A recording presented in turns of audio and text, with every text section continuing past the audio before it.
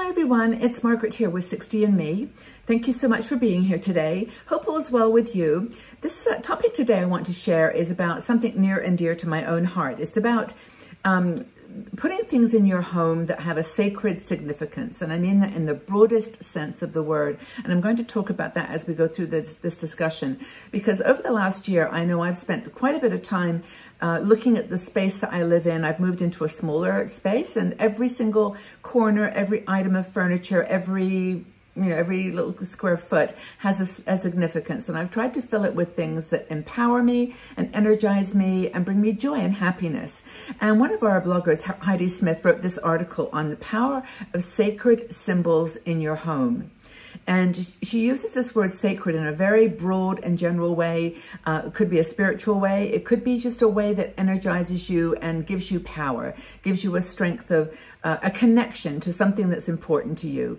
And I've got a few things I'm going to share, things of my own that I consider to be sacred symbols. And everyone's got, the opportunity for interpretation of what that actually means. She talks about her own experience, and I can go through it myself in my mind. Similar things that happened. She had found it was like a statue of an angel, or wings of an angel, and she had a big house. She was married and could never find a place to put it, and it was just like a small piece that just got drowned by this big house. And then she got divorced, and she put it in a box and took it to her new place, which was a smaller apartment, a flat. And she put it up found it to be a source of strength and courage for her. And she found the perfect place for it, in a section of the room that just gave it its place. It gave it its power in her room. And I think that it never made sense, she said, for it to be in a big space. It just she didn't need that kind of reminder. But here it had a huge power, and it was a sacred symbol that gave her a lot of strength and courage as she went through a divorce. And many of you probably have got items like that you can relate to, that you knew never really worked in a previous place, but then when you moved or you changed your mindset about something, it then suddenly became powerful and important. And I think that's really, really cool. So what is a symbol, and what is a sacred symbol? And if we take it out of the context of necessarily a spiritual sacredness, I think that word is just associated with religion and with faith. But sacred is something that you treasure, to me. It's something that's really, really powerful and important. And it speaks to something really, really deep inside of you. And I think you all get this. You know what I'm talking about. Something is sacred, it's precious to you. It's precious and has a transformative power. It could be to transform your spirit, a sacred symbol in the sense of a church or a spiritual tradition, if that's your following, but also something that just is important to you, that is your ultimate concern, your ultimate sort of a source of strength. So the words fail me. I mean, because there are no words. When you start talking about sacred symbols and sacred, representations in your home, you just go beyond the words. And I think that's actually what Heidi talks about in this article more than anything. I mean, yes, you can put up a sticky note on your refrigerator that says, don't worry, or be happy, or, you are strong, or remember the teabag quote, or whatever you want up there on the fridge to sort of remind you of what's important to you. But you imbue it. That's one way of reminding yourself to be happy and cheerful and positive.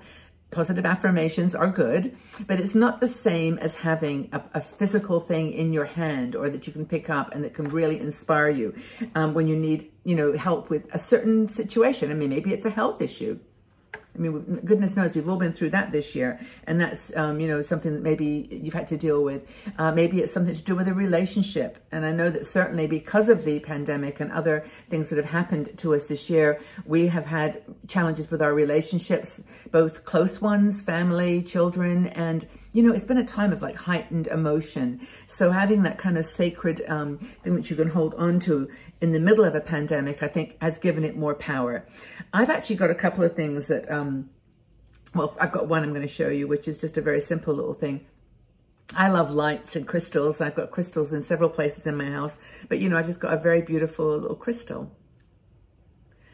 and it's one that I was given as a gift, and it's got really special power because of that gift, but also because it just reflects light. And I love rainbows, and I love just putting it up to the window sometimes when the sun is shining. Not today, but when the sun is shining, it's just a really powerful thing.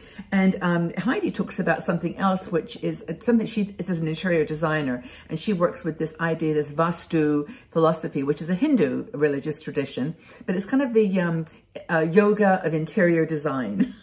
If you're into interior design, it's kind of the principles that you follow in this Hindu tradition, which it's really the yoga of design, meant to kind of neutralize negativity in your space. And it's kind of like a feng shui philosophy, but very different in many ways. But she talks about the use of what she calls yantras. Now, I call them mandalas. And when I looked it up, because I wasn't sure what the difference was between a yantra and a mandala, which are designs, they're like graphic designs of the universe. They're like pictures that take you to another level. They take you deeper into yourself and into your consciousness. And incorporating these principles help you without any really spiritual or religious, definition.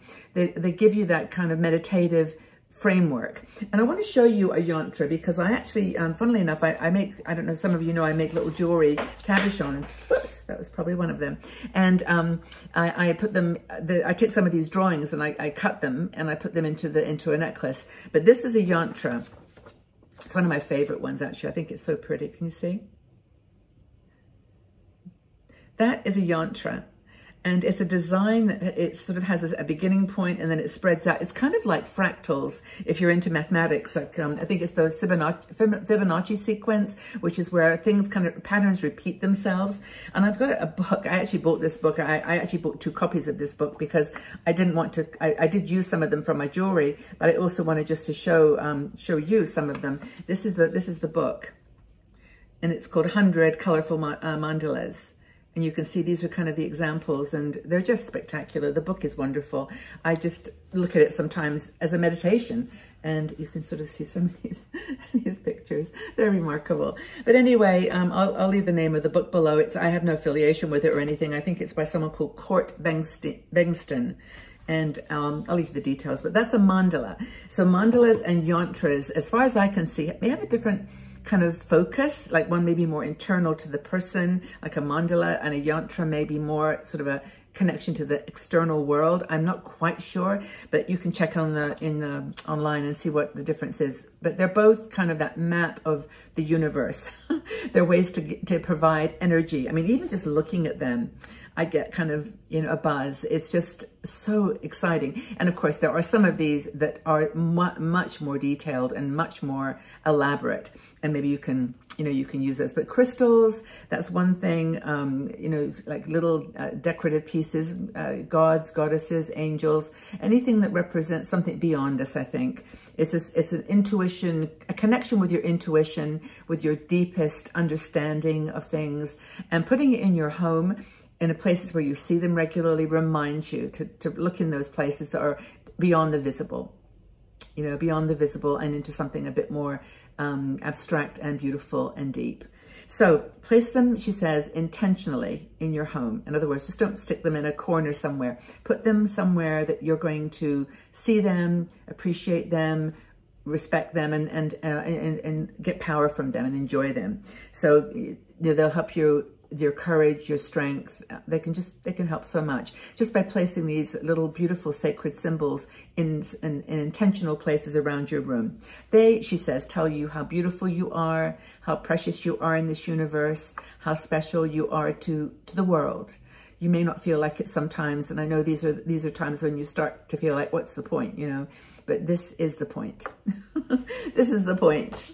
Take a look at it and look inside yourself and put those sacred symbols around your house and know that they're going to give you power and courage and strength. Do you have something in your home that you'd like to share? Something that you put in a place that helps to give you a centering, feeling when you look at it?